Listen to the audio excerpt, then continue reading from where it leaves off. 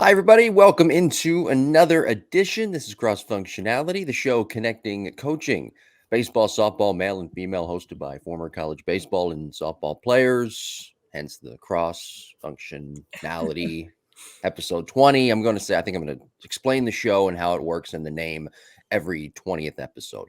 Episode 20. I've been here for all 20 episodes. Glad to be here. Let me bring in my friend, co-host, softball national champion at the University of Alabama, and current day renowned coach. She's been here for 19 of the 20. Cassie Reilly-Boccia. Cass, how are you? Yes, thank you for having me. Thank you for having me for 20, as I missed that one a couple weeks ago. Well, Pat Murphy, we were just talking about him prior to recording. He, of course, your head coach at the University of Alabama. He filled in for you as a guest co-host. And we were just talking about how I see on Instagram, I think, what is it? UA Pat Murphy, UA Patrick Murphy on Instagram, how UA coach, maybe Coach Murphy, yeah. He's at a different wedding, it seems like, every weekend. It's amazing. He's a Spends a lot of popular money guy. on wedding gifts. You know what? He genuinely takes an interest in people. He believes in the handwritten thank you card. He believes in the face-to-face conversation. And when you feel that connection with someone, it's a no doubter that he gets invited to so many weddings. And it's not even always softball players. It's sometimes a baseball player that he saw in the training room that he got a liking to and that he stayed in touch with, that he invites him to the wedding, So it's special. All right, well, we've got a great topic today, episode 20, talking about preparing for game competition. Be sure to subscribe to the podcast, Apple, Google, Spotify, wherever you get your podcast. We're on iHeart, Pandora as well. And you can watch the show, Softball Strength Academy YouTube page. Again, episode 20 today, preparing for game competition. And, sometimes the universe really works in your favor. Last night, I was at the gym thinking about this, and I wasn't 100%, didn't feel well physically. Not that I was hurt, but I didn't feel well physically and just wasn't 100%. Whether it was fatigue, I'm not sure. Probably fatigue, but that kind of translated to mentally. Now I have to get into a certain state of preparing for what I need to do lifting in the gym. Anyway, long story short, thinking about it kind of relates in that I was wondering how many athletes go, and this more so because I don't want to really put the professional side in this, because they have different coaches and different resources, but talking about high school athletes and collegiate athletes, division 1, 2, and 3, male and female, how many times a year when athletes go into competition, they're not fully prepared because their bodies don't feel good and mentally they're just not feeling right either, and they're not really fully prepared for that game competition? Yeah, you bring up an interesting point. We might not be 100% physically there, because especially as you get a little bit older, like, we might have to accept, like, hey, we're not always going to feel our best. You might have a cold, something might be going on, but that doesn't mean we can't also be prepared. Right now, granted, you might be mentally off because you aren't prepared, but I think, as the maturity of an athlete develops, they start to realize, hey, I have to figure out not just how to play well on my A days, but how to still be successful and contribute on my B days or my C days, or because who knows, what if you wake up the day of the championship game and you're just physically worn, and we need to still figure out a way to be prepared in whatever capacity that may look like, and still give our best effort in that game. And maybe what for some athletes a better analogy is a gas tank analogy. You might not always be full going into the game, but to be mentally prepared or to be overall prepared is to say, okay, can I still give what's in my tank, or am I going to be too preoccupied by the quarter tank that's missing to miss out on actually contributing to my team today? Yeah, it's amazing too that you can speak better to this. When you're not feeling well physically, you're just not all there physically, tired, fatigue, whatever, how it does sometimes translate mentally. And you have to be how mentally strong you have to be able to perform at your highest level and gut out that performance.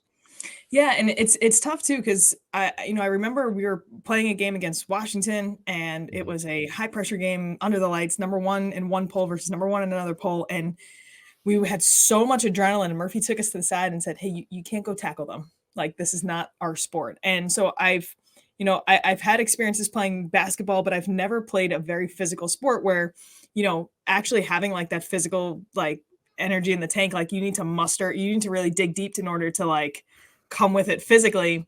Whereas we play such a skilled sport where it's really this short burst and then like a mental recovery to short, so it's a little bit of a different aspect. But I do wonder how that might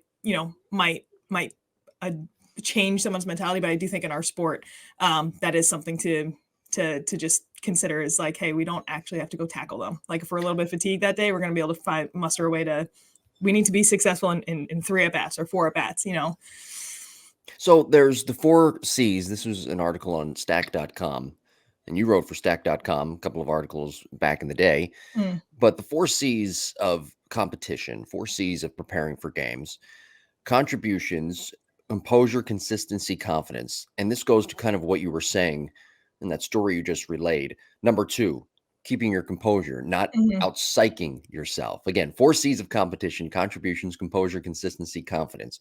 Confidence, okay, I understand that. Consistency, okay, contribution. The most important one to me, though, is composure. I Mm. could be wrong. No, I mean, well, I think it depends on the individual, right? Like Yeah. so interestingly enough, when I played, I used to keep the rubber band on my wrist, and every now and then I would write what I thought was like my personal phrase, I guess, that just helped me stay centered. And it was calm, confident, focused, and control. So not too far off from what we talked about with Slack, but to me, confidence was something I always lacked in. So that ended up being my mind that I always lended towards, like, okay, this is probably the one that needs my most attention. Maybe for a little bit of a higher pressure game when we were on television, or, maybe if there was like a bunch of family coming into town, composure might have been something that I would lend towards. But I really do think it depends on the individual and probably which one they feel like they're lacking with a little bit here and there. All right. Well, be sure to follow us on social media. I'm at Jim Tara, and Cassie is at Coach_Cassie RB on Instagram, at Coach Cassie RB on Twitter. And of course, again, subscribe to the YouTube page, Softball Strength Academy, for some great videos, coaching videos, and of course, this podcast and previous episodes and clips from previous shows and the catalog of shows that we've done here. Episode 20 today: preparing for athletic competition, preparing for games. What kind of questions, Cass, do you ask an athlete? What are you asking that athlete? What are you zeroing in on for that upcoming game to prepare them for competition? So I'm trying to get a feel of what their perception of that game is, right? Are they feeling good about it? Or are they, and they might say like, yeah, I'm feeling good. I'm feeling good. And they're like talking a little faster. They're maybe fidgeting a little bit. And so it's Isn't that a I'm short tell, looking. isn't it? Exactly. Yeah. I'm looking at the whole story. Like, okay, they might be a little nervous, or maybe they are in tune with how they're feeling and they're not as veiled, and they're being honest, and they're like, I've never faced a lefty that throws this hard. Like I've been watching video on her, and what we can start to zone in on is, okay, it's not necessarily what I think is the most impactful thing that needs to be worked on, but I need to kind of look at it from the athlete's eyes and say, what do they feel like they might need to work on? And granted, like as a coach, they might not need us if they knew exactly what they need to work on. So I'm trying to help them understand, listen, you might not have faced a lefty, but the drill we did last week mimics this type of pitching. And they're like, oh, okay. And then that'll be our focus, and we need to lend towards a physical focus for the day. Or they might come in and just be really lacking confidence, and I might need to go back to my notes and only pick wheelhouse items so they're feeling really, really good. Sometimes, at that Pittsburgh camp I was at for the Pirates, here we are, we're sitting with some of the best minor league players in their organization. There's a lot of money spent on them, and they're like, you know what, guys, sometimes the best hitting coach is just the guy that makes the hitter feel good, makes him feel like he's a great hitter. It's not someone who knows every single aspect of the body. And I think that's maybe where you need to go to when you're preparing that athlete for the game. Sounds like, though, you need coaches who have that, not just knowledge, but that actual wisdom that could help that athlete get to where they need to get to mentally preparing for games. Sure. Yeah. I mean, the wisdom part is so important because a lot of times ego gets in the way. A coach is going to say, hey, we have to work on this. This is part of our plan. This is part of this. This is part of that, whatever it may be. I think so many times the ego gets in the way of the coach to be able to impart that wisdom, and says, instead of being like, hey, what's the best thing that my athlete might need from me right now? It's, well, this is the plan. This is what we're working on. When I played, this is what we did. And that's that.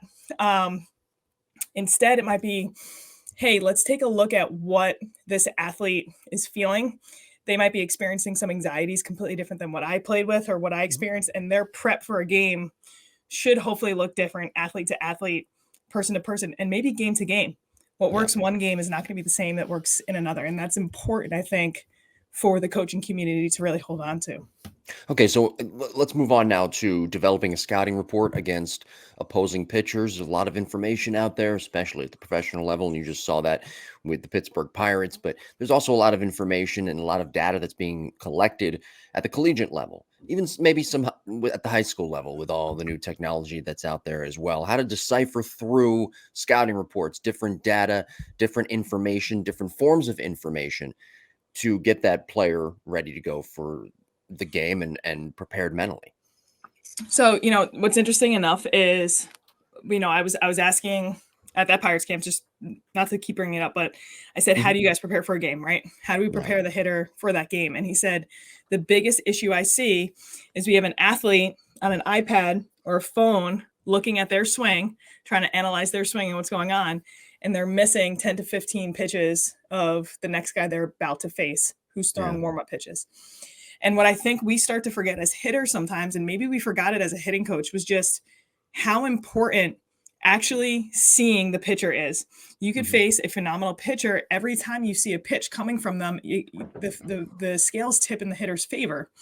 So how do we not lend to film? How is that not sometimes the first piece that we start with? And I remember we would bring up a video of a pitcher pitching on TV. And granted, it's not from the hitter's perspective, but we're sitting there and we're in our stance and we're just trying to feel like, okay, how does this pitcher move? Like, what is their cadence like? Because sometimes the most effective pitcher is a pitcher who looks like they're about to throw hard and doesn't, or looks like they're about to throw slow and ends up throwing faster, right? So just those little pieces you're trying to add to your subconscious, you're trying to add to the puzzle to help you figure out how do I get my barrel to the ball. And to be able to work on that timing is going to be so huge for the athlete, and then also for the coach helping that athlete prepare. So I'm a huge fan of visualization. We had scouting reports, but it was less detailed and more, hey, this girl might throw all over the place, but this is, is very coach driven. This is where she's hitting the zone consistently. And this is where we're going to attack. And it was like, that was it. Low and outside, middle outside, low and in. Like, this is it. Like, she might throw all over the place, but like, this is it. And that was like, that's where you'd start to focus in and go from there. Yeah. No, I'm going to go a little off topic here, but I have to ask, because I asked this question, I think, on last week's episode of the Lab Epstein Hitting Podcast. Please subscribe if you haven't done so already, by the way. But are we creating, with all this data and all this information, you would know as a coach because you have your fingerprints on all of it. Are we creating, or are coaches who are inexperienced and don't have that wisdom, they may have the knowledge, but they don't have the wisdom. Are we creating showcase type players throughout the country, high school, college, baseball and softball, male and female? Is that something, and kind of, lack of a better term, kind of a pandemic as it pertains to both baseball and softball? Or am I just off base? No, I think it's 100% an issue. And if,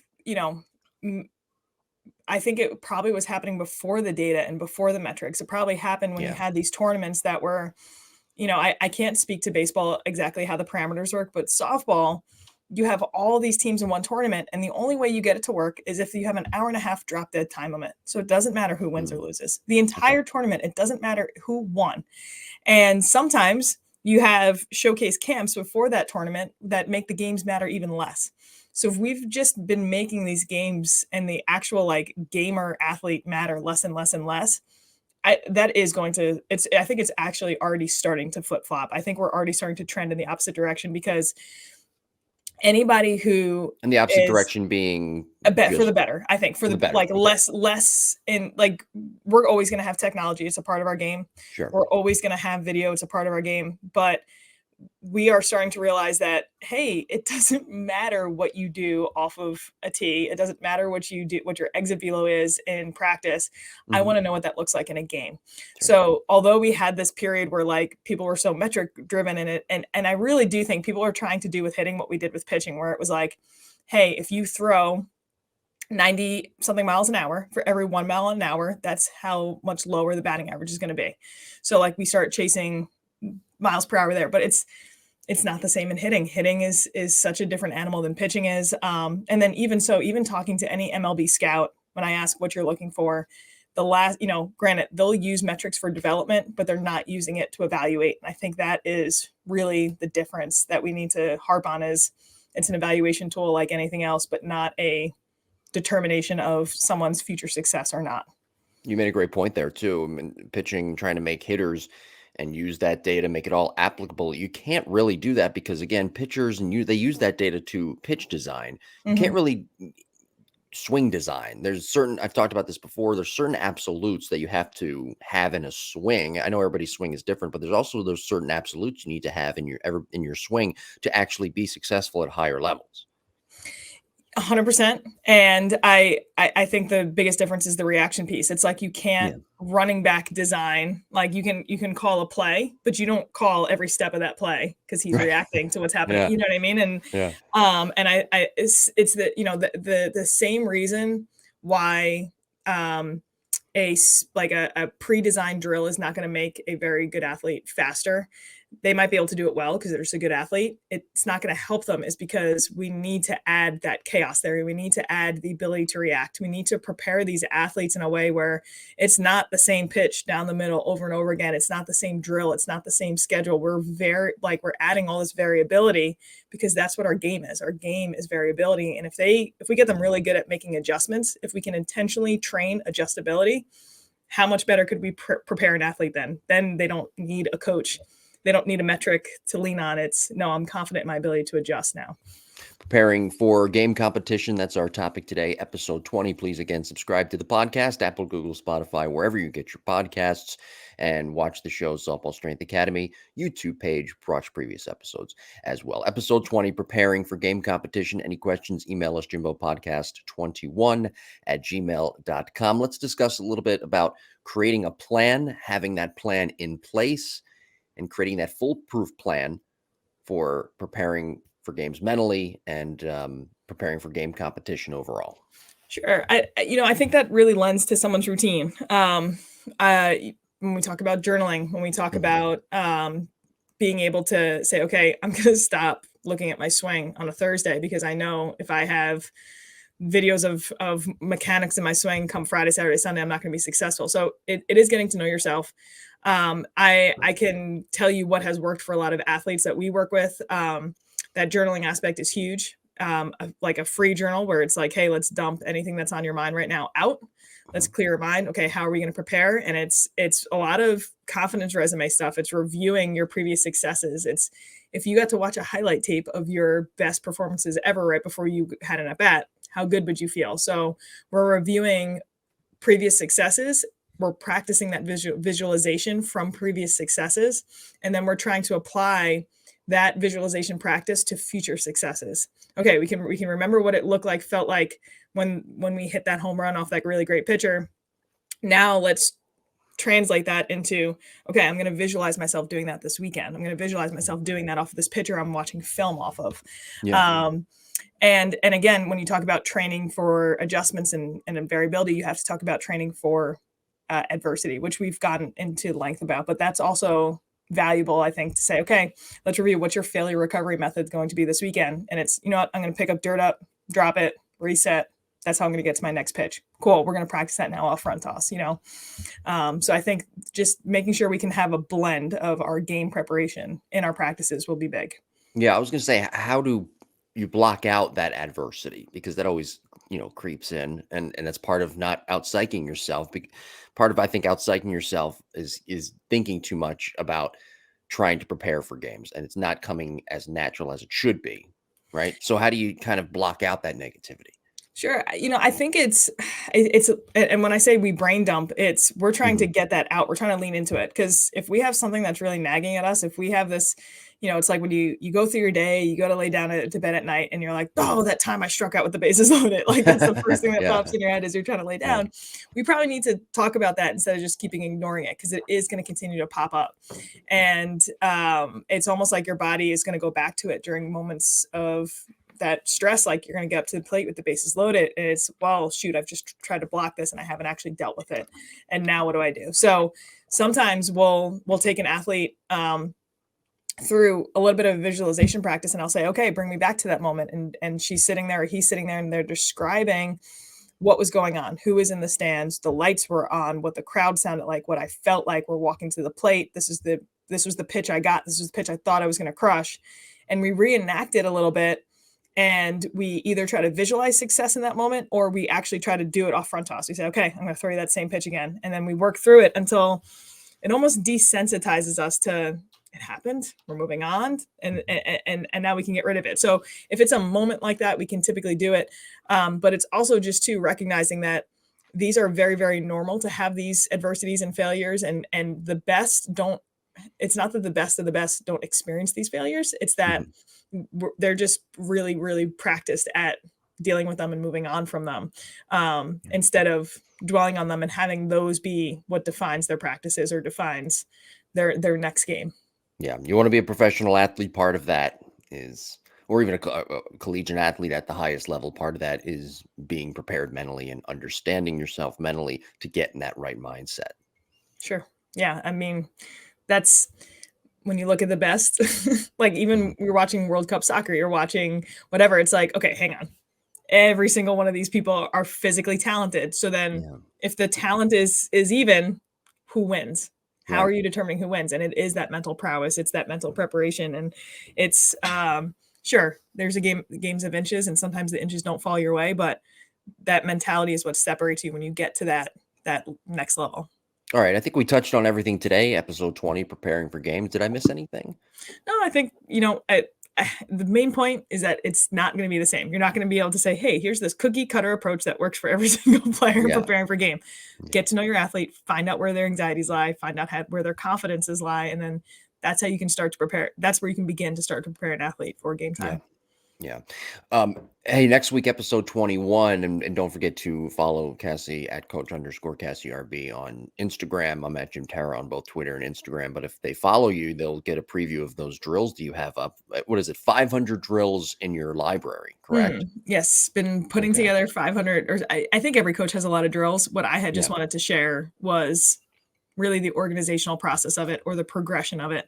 And because I think that's really where coaches sometimes get stuck, and I've experienced burnout too, where I have this athlete and I'm like, how do I progress them with their speed and power right now? How do I progress them with developing their whip? How do I progress them when they don't even know what it feels like to launch? And so whether you have a low end athlete or a high end athlete, 4 levels to every category, 4 phases in every level, four drills in every phase, it comes out to 504 drills. So all with a video. 504.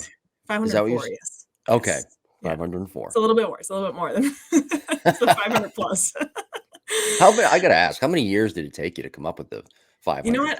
It sounds crazy, but I've coached for, technically I've been giving hitting lessons since I was 18. I really started it professionally at 22. So I don't know how long that takes, but it kind of, when this is your passion, we have huge NHL hockey glass in our facility that outlines our walls. And I remember I put headphones on one day and I grabbed 3 dry erase markers and I just started writing. And I was like, okay, like this could be a phase, this could be a level, this could be this could be that. And I'm like, and then it just became very easy where I was like, well, these drills fall in this category. And then, you're walking your dog and you're like, oh, these drills will fall in that category. Yeah. So it's hard to pinpoint, but to film it and put it together and be able to share it is what I'm excited about. I think what people want to know is, what were you listening to when you came up with these drills? Oh, like with my headphones on when I was doing that what was stuff? the music? What was the talk, the genius behind the genius? No, I listened to instrumental, just no verbal. Like YouTube instrumental. Yeah, there's an app called Endel that I was messing around with. It's like just a beat sometimes.